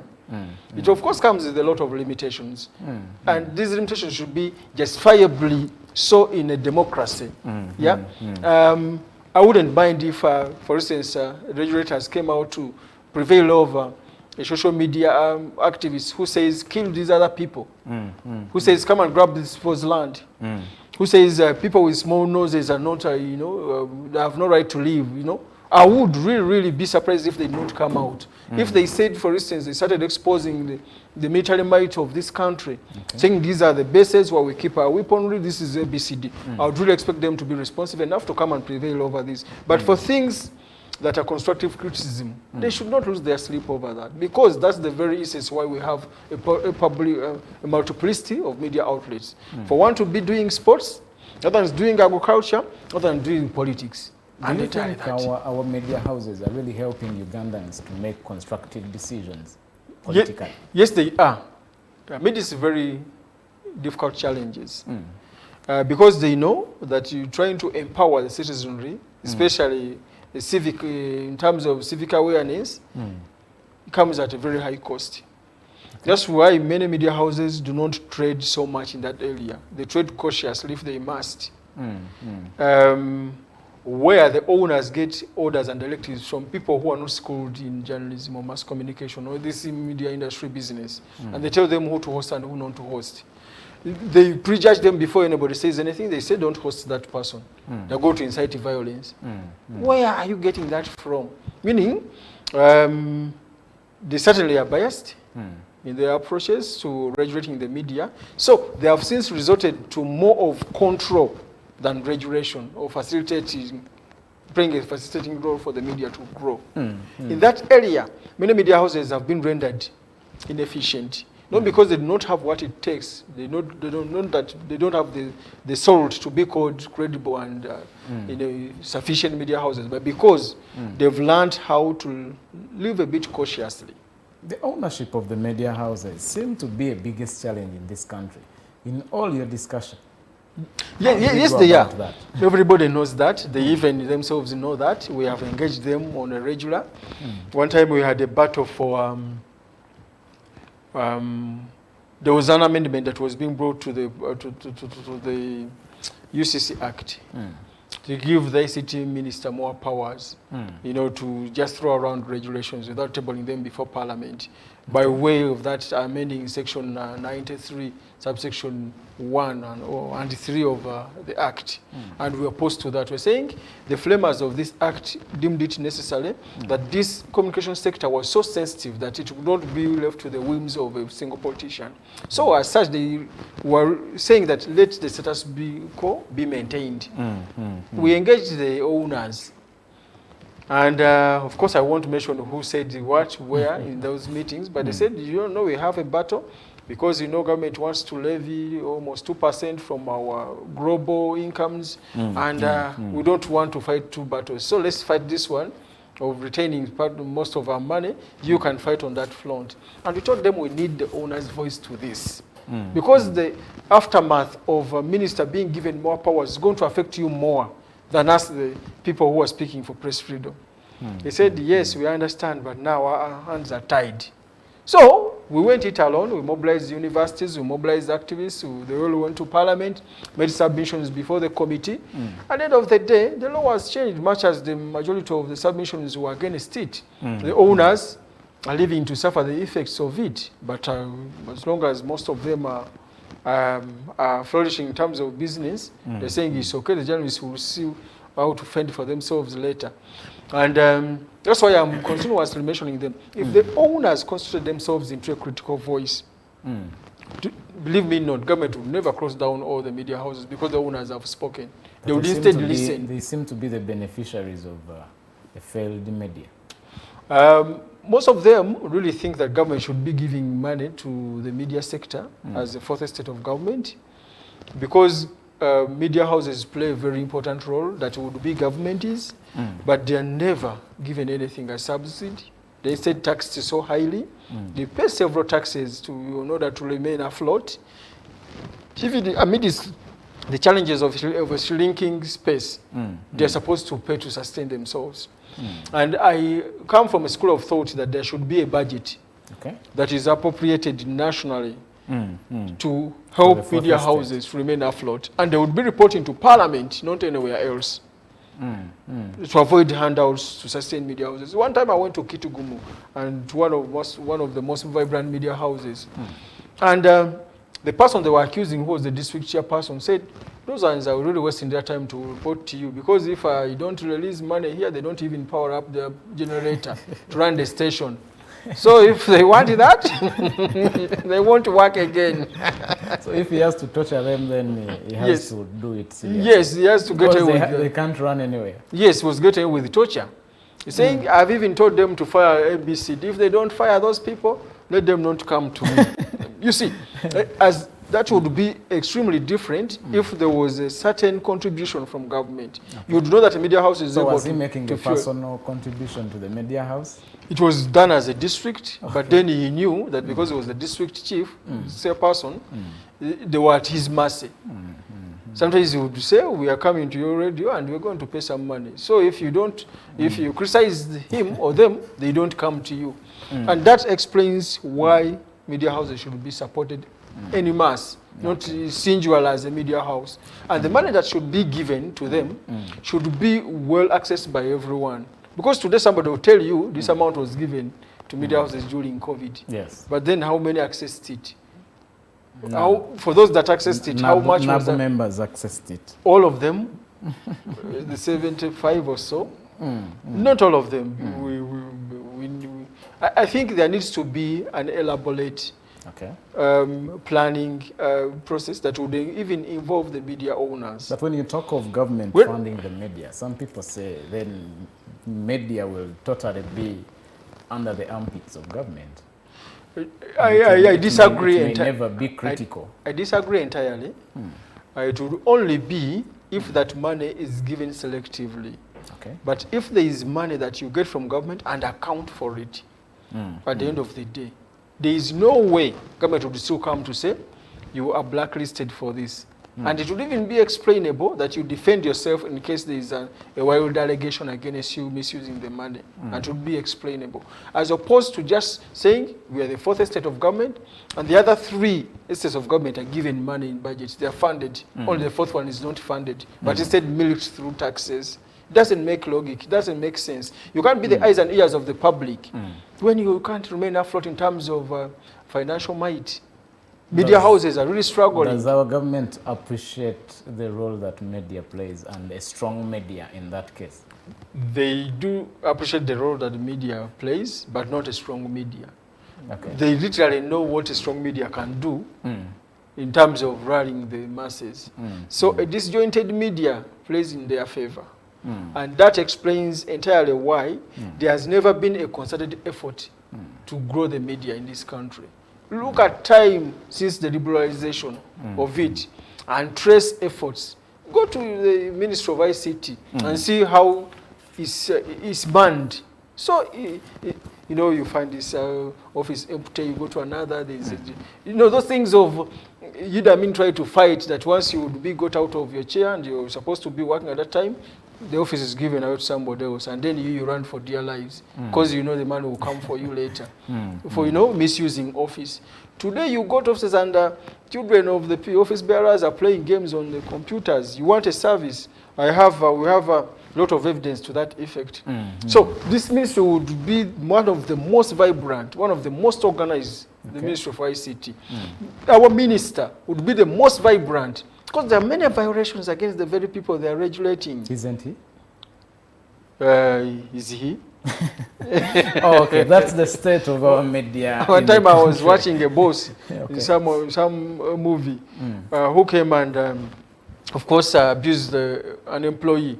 And they were both ladies. She asked, "Are you stupid?" And the employee said, "I am not. Are you?" So when you asked me, is he? I asked. Okay, that's the state of our media in the country. You can also make your own judgment on certain issues. I really appreciate all of you that are still watching. Please continue watching, and please you continue sharing this link. Thank you, Honorable Sadi Mukoli, for watching and for following us. Thank you, Williams Chikomeko. He's saying, yes, we don't expect anything from judicial system. That's what Chikomeko is saying, that our judicial system perhaps would be helping to build freedom in the country, but he doesn't expect much. So Rita is asking, what are you doing for Chigati journalists who only mind about money even before asking for the news content? Hasn't such behavior destroyed professionalism and taint professionals and only money-minded? That's Rita. Who are the Chigati journalists? So she's referring to Chigati journalists, and she's giving an explanation. Those people who only wait for handouts from the sources, even before getting the content. Yeah. For me, that's part of the bigger problem that the media is faced with. Ability to sustain media houses. Okay. Because if you have a media house that can hardly sustain itself, then you don't even expect it to sustain its employees. Most of the people who passionately go to the field to fish for stories are not paid at all. Some are paid peanuts, and they are not regular payments. They go many months without, getting their due. And the regulators are looking on as though there is no problem at all in our midst. Okay. You literally want to shift the blame to a person who has gone to the field, and the professional journalist at that, and wants to make a living from their profession. And the employers are not helping matters at all, not even the regulators. It is very baffling that one wants to distribute, to apportion the blame, starting from the end point of it. But where does it stem from? I do not in any way condone journalists soliciting for money from their news sources. Because how are you supposed to be professional and objective? Because they say who pays the piper calls the tune. Somebody, and the softest way to a man is heart through his stomach. Literally, you give a man what to eat and they will be very happy with you and they will keep coming back to you. So, in order to alleviate this problem, there should be a structural realignment of the industry, right from the regulation, the funding, the sustenance of media houses, and let alone to the professionalization of the industry. With a professional industry, you would not really expect such things. If this were to so happen, then you would have a very strong media council that will preside over such matters. Today, where do you run to report? So that means sources also don't have where to run to? They have been, most of them have been really defrauded by their sources, by the reporters. By the reporters. Where do they run to? And that is a problem, a very huge one at that. So I think going forward, we have a lot of work to do. And that work can only be done by us, by people like Rita, to awaken the government to say, hey, look, how do you attend to this problem? Okay. Why do we see an elaborate soliciting of, food from the field, where people are supposed to only fish for stories? Look at what we call big media houses in this country. The reporters will come, get a story, and run away. Hey, wait, they say I'm going, I have something else to catch. Because they know certainly they are not wanting their media houses. But for media houses that are not paying the employees, certainly expect that. And for regulators that are making this look a normal thing, they are doing it to the detriment of the growth and professionalization of the industry. And it's a very big problem. We don't know what to do to contain this, because as a Human Rights Network for Journalists Uganda, our hands sometimes are really tied when it comes to such issues. We can only do so much. We would love, because we went to Parliament, for the Human Rights Committee of Parliament, we have gone to Parliament severally, meeting with different actors, to tell them that we have a problem in our midst, the poor pay for journalists. We had a national conference organized by Uganda Men's Commission, by UNESCO, by ourselves, Human Rights Network for Journalists Uganda, by Uganda Parliamentary Press Association, by Uganda Journalists Association. Mr. Mukose was very instrumental in that conference, so you can bear witness that we had it. And the results of that meeting shows that the problem is still so huge. Because every journalist that would stand up, one journalist stood up from the New Vision, who we thought was a happy person, and said, me, there's a time when I got 40,000 shillings at the end of the month for the whole month. I only submitted a few stories, some were not used, but for those that were used, this little was given to me. And if that is said of, a national, very powerful media entity called the Vision Group, then what happens elsewhere? What would stop such a journalist from going to the field and asking for muwogo? On many media platforms. Calling them Chigati journalists. I'm on many media platforms for journalists, but there's one where they give tips to each other. So journalists would tip another journalist. Tomorrow there's a press conference at this political party. He said, is that also a tip? Do they give Kasava Muwogo? Amma who has a tip? Instead of appreciating the tip for news, somebody says who has Muwogo. And you understand, really understand where journalists are coming from. It's one, affecting the professional performance by media houses, because you cannot claim to be objective and independent. You cannot sustainably go and report about a source that has given you money today. Even when they're in the wrong tomorrow, you want to cover up for them because they're helping you, make a living. And it's also a detriment to the general growth of media houses. Because if a journalist cannot fish out for whatever is out in the field and only brings little that will show they are working, because they fear to offend the source of their bread, the Chigat person they're talking about. So, you know, we are faced with a very big problem. So and as such... does government have a hand in such a behavior? No, the government's hand should be seen everywhere. Whatever is not happening right, we don't run to anyone to blame.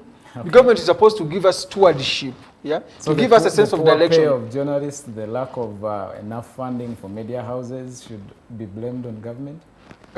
The failure to organize the industry, to professionalize, to put in place bodies that are supposed to make the media industry strong, a powerful and independent media council, a UCC that has a communication body, a communication commission, as opposed to the UCC that we have, which is less of what's supposed to be a media that has no need to National Institute of Journalists in Uganda, which is supposed to enroll journalists and make them professional so they can get practicing licenses or certificates. So many things we are talking about here are missing, and we have to really throw the weight on government. Government has to come out strong. Mr. Ssempala, we need to take this caller. Yes, hello? Much as it has come late, this has come, the same never than never. But for Mr. Ssempala, I think there is a lot to be done, especially with their organizations and so many others. I am an activist myself. We have had issues when you have press conference and you have something to portray, if it's torture or otherwise. And these people, like the Tigati people, they will tell you, the story of like literally, like even Kanura Maso, like Baganda said, like they will tell you story. So even when you don't give them the money, these guys will never publish your story. So I think Mr. Ssempala and your organization and so many other organizations kindly continue doing your civic education so that the media people know that they have a role to play in as far as changing and making the society better for all of us. Otherwise, that will change the same for another word, people will not come. Even when they were younger or recently we had one of us who had been evicted, but media houses, some reporters asked for money. It is just unfair. You need to do a lot. Otherwise, thanks for your time. Okay, thank you, Mr. Norman, for that submission. At this moment, we have been joined by the RCC Mbale City, Mr. Washachi Ahmada. Please, we welcome you and we really appreciate for the time that you've really taken. You've really gone through a lot to make it to this place. I would welcome you to say hi to our viewers, and for the few things that you've heard from the previous speakers, you can perhaps also revert to them. Thank you. Yeah, thank you, Mr. Tiff, and my colleague on the panel today. First of all, good evening, all viewers out there and listeners. My name, like he put it, I'm Washaki Ahmad, the RCC Mbale City. I want to apologize for really not keeping time. It was not my making. I think I didn't time myself well. And I underestimated the level of development that everyone now moves in a vehicle. So the road was narrow. I couldn't make it. However, I've made it here. And I thank the management for having given me an invitation to also appear live. Because the first time I appeared, I was on Zoom. I'm happy to be here. However, what I've picked is that we are facing some sort of a problem, I think, in the media fraternity because of pay. This is what I'm picking. Yes. However, what has killed many sectors is that the players within those sectors participate not for purposes of giving a service, but for purposes of earning a living. And this is what makes us actually fail to know whether in that sector there is pay to sustain you, or you have to have something aside of that for you to sustain yourself. I grew up knowing that a journalist was not a full-time employee apart from those working for government. Okay. he only sold information he has picked from different situations. Is that freelancing? Yeah, yes, it may be freelancing, but to a certain degree was that a journalist would be paid according to how much stories he has filed with the media company. But to the contrary now is that journalists, once employed by a media company like this one, he devotes all his time to actually making the company look as if it has to cater for each and every need to sustain him or herself in the outside world there. And that one has, first of all, killed even the quality of reporting. That's why in most cases you find a journalist, some of them, not all of them, will file a story if he has got something. Because is something from the bosses or from the sources? No, from the sources in most cases, because bosses, like he put it, do not give a package which can sustain that journalist in this media institution. So looking for how to survive and report is actually what is killing the quality of what of reports by journalists. And much as we may say government has to blame, but government in this liberalized economy really, you can't blame it. It is the media institutions like you and those who are serving those media houses.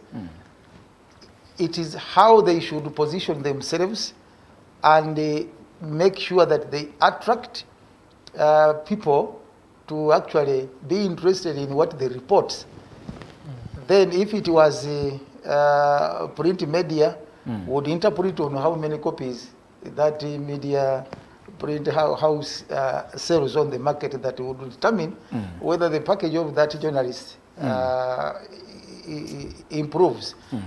However, as Mr. RCC, yes, don't you think it would be proper if a journalist is fully catered for by a media house in that full-time job, so that he can really package issues that can help in the development of the country, as opposed to being just a freelance and being paid on what he delivers? You know, that's why I brought in this element of saying the quality of reports and stories those journalists files with the media house they are working with also determines whether the package can increase to satisfy what they get for their pay, to help them sustain themselves but when you report and people get disgusted with what you are reporting, so which means even the sales of that media house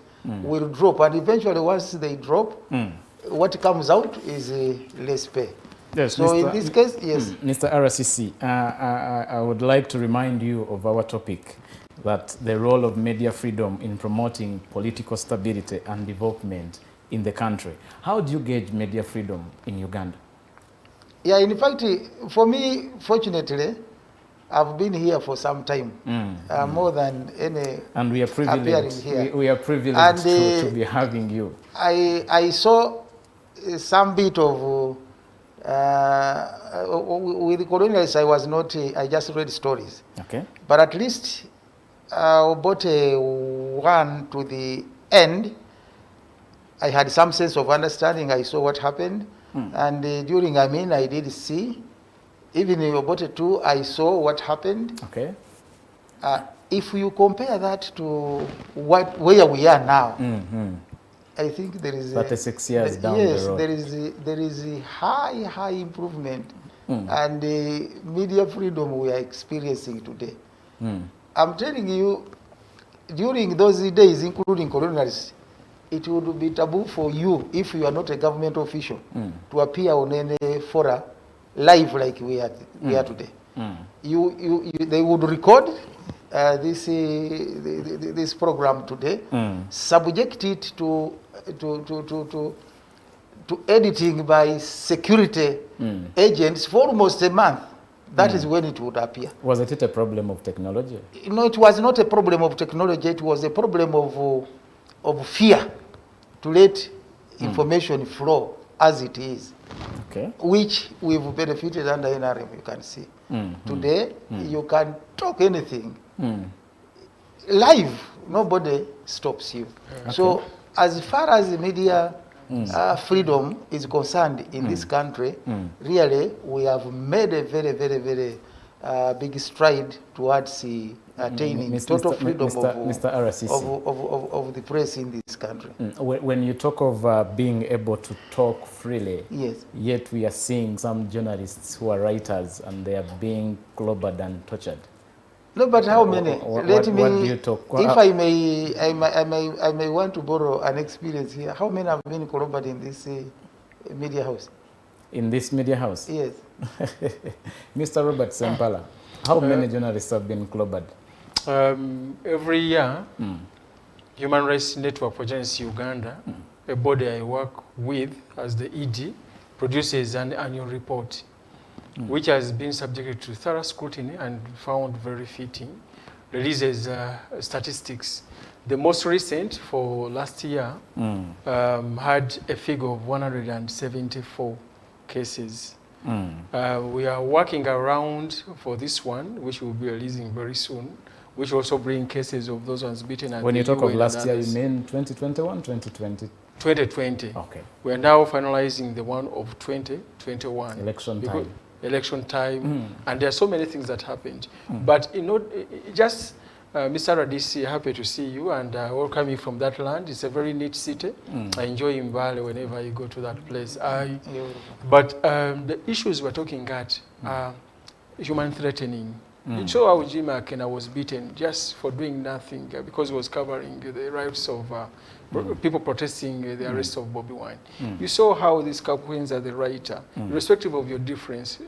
Then if you're going to bring a person to court and first subject them to this horrendous torture, then what punishment is even court going to give that is beyond what you already have given this person? What is even the essence of bringing this person to court? So we are talking of people who are writing, who are enjoying their right to press freedom, and them being tortured for that right. If you disagree with what they have written, the Constitutional Court, the Supreme Court, chaired by the late Justice Joseph Molenga, said there's no publication of false news because they assumed that could be an error for somebody to pursue things. And as such, before I let him respond, I think we should right away come out to say it is extremely backward to torture people, to beat them, let alone journalists for expressing themselves. If you disagree with them, take them to court, bring your evidence, pin them, and let a neutral arbiter, which is court, give a verdict. If it's a conviction, then a sentence is served. If it's an acquittal, then we say, I was wrong in accusing you.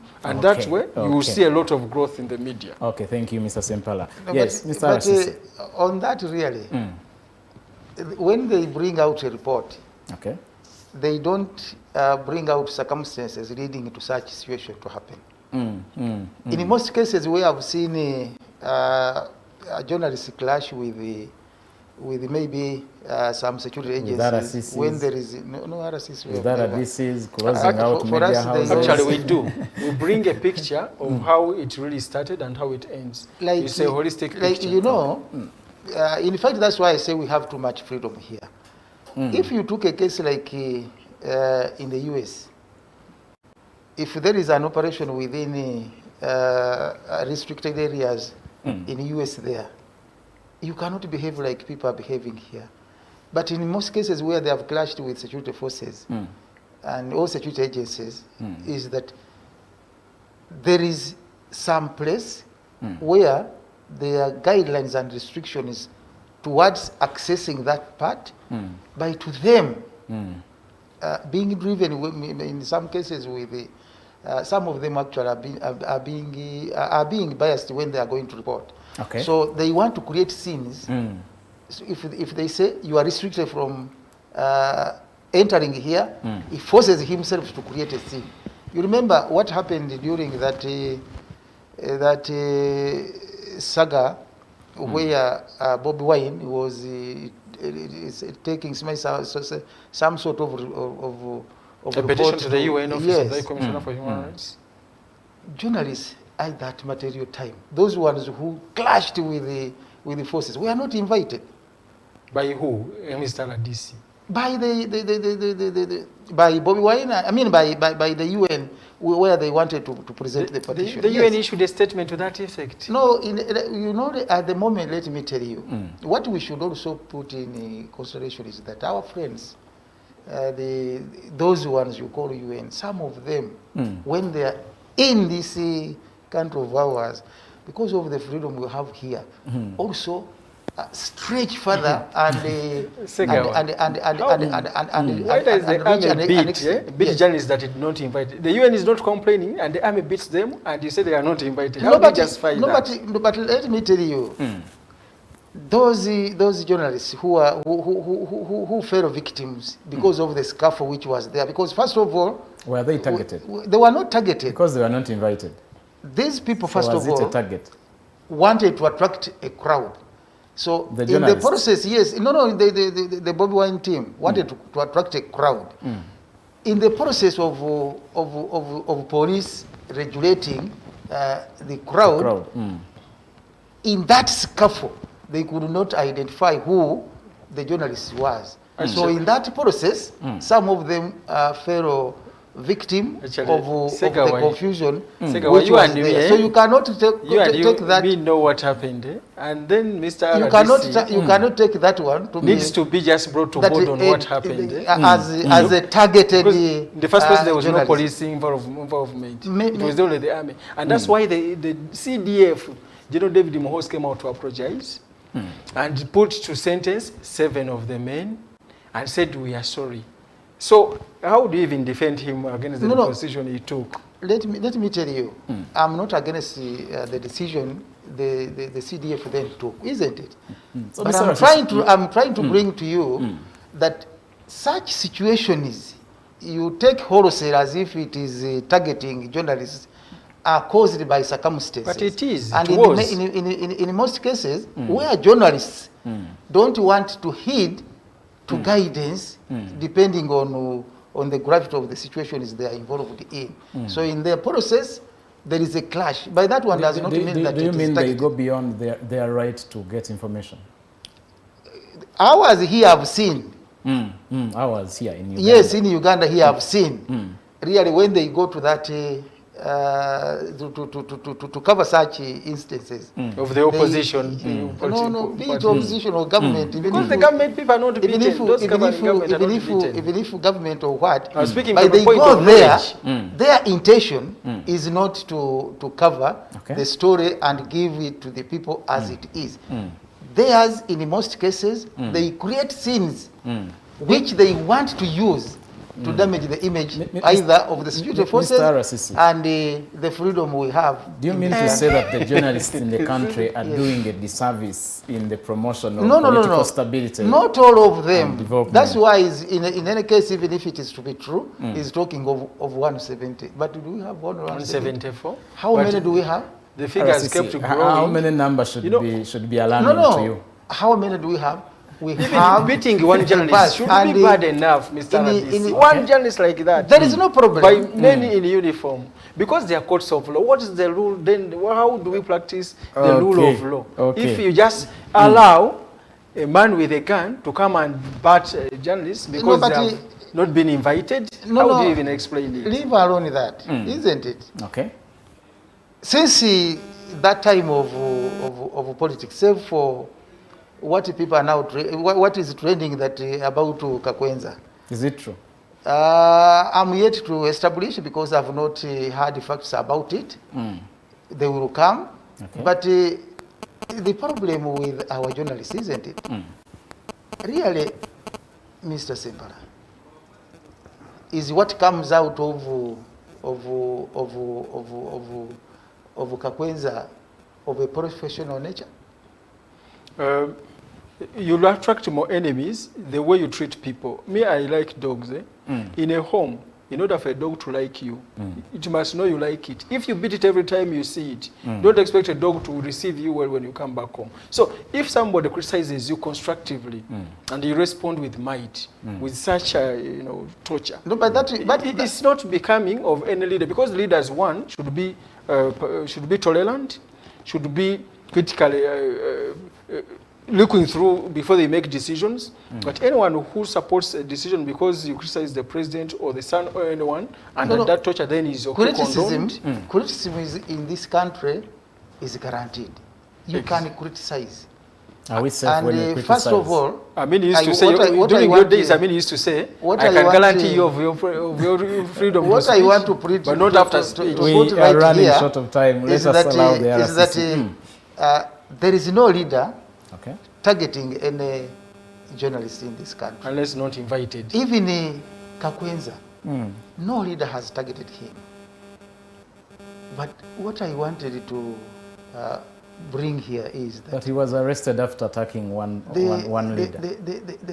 The level of deviating from the professional lines and also heeding to advice and guidance in case of some scuffles, because the security can alert you that no, don't extend here, because for them they have private information you may not know about what is taking place. So if they guide you that don't extend here, Mr. and you call that they are stopping you to cover, it is not. They want to protect you so that you do your... We are not talking of such professional guidance. No, we are okay with that. So every journalist is okay with that. Yes. What we are complaining about are brutal attacks that are targeted to journalists. Whether they are doing the right thing or wrong, giving the powers, men in uniform and guns, to start now presiding over the media industry and beating a journalist whether to know this is wrong. These are not professional guys in media. But what I wanted to put clear here is that government does not condone that. Even when journalists didn't heed to the other scuffle of Bobby Wine taking his petition. There was no scuffle. Why are you talking of it as a scuffle? The CDF. The police was in harmony with the journalists. So it prudent and even apologized and had these ones who by omission committed those crimes.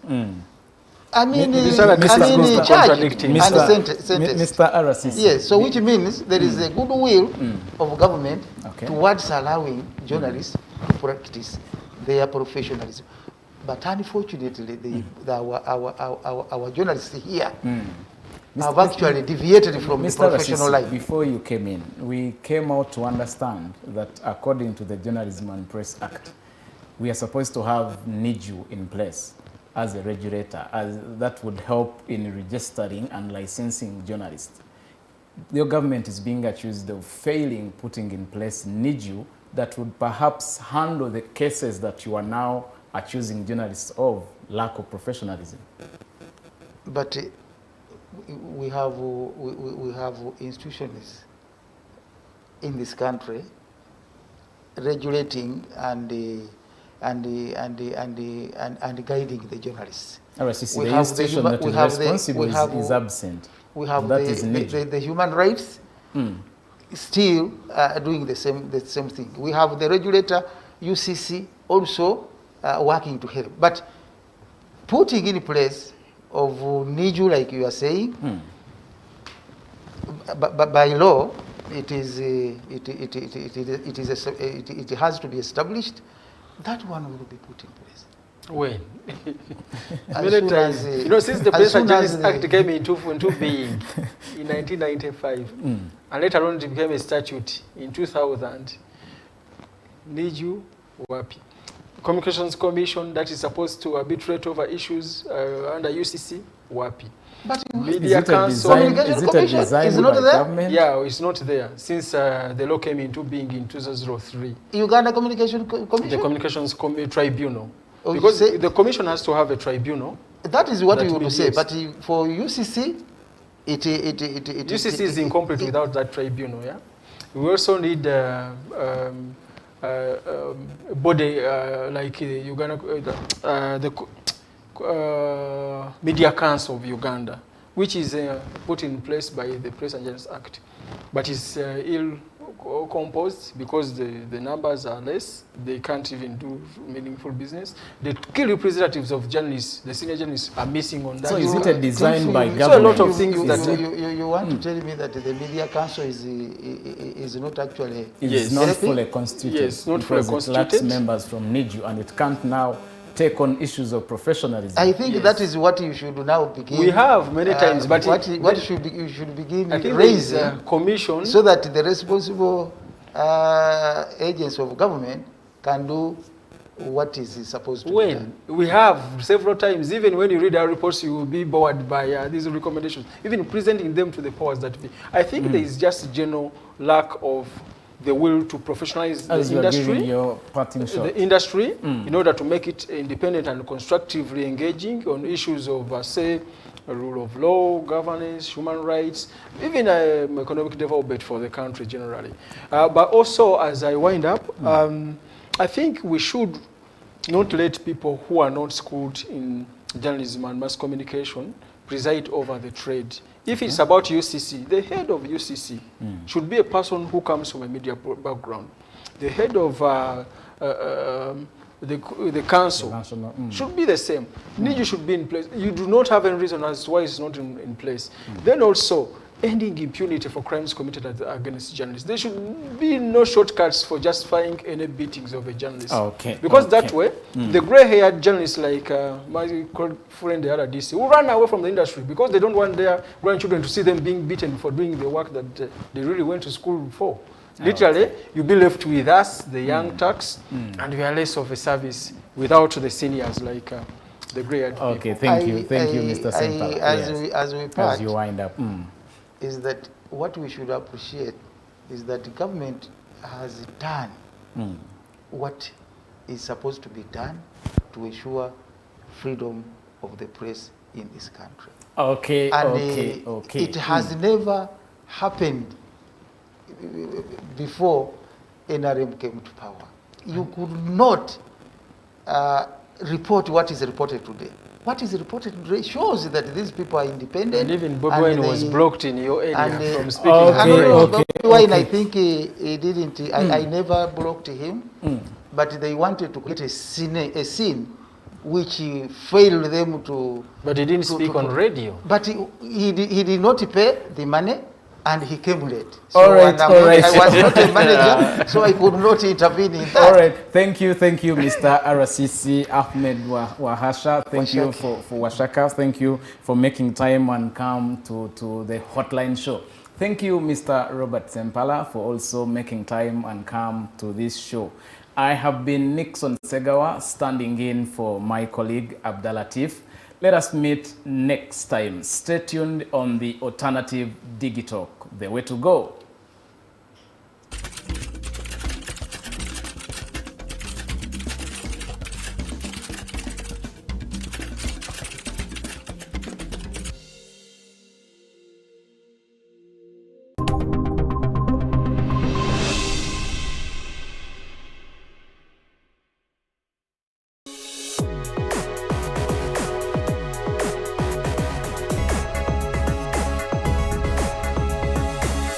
The Alternative Dig Talk. Real issues, real talk.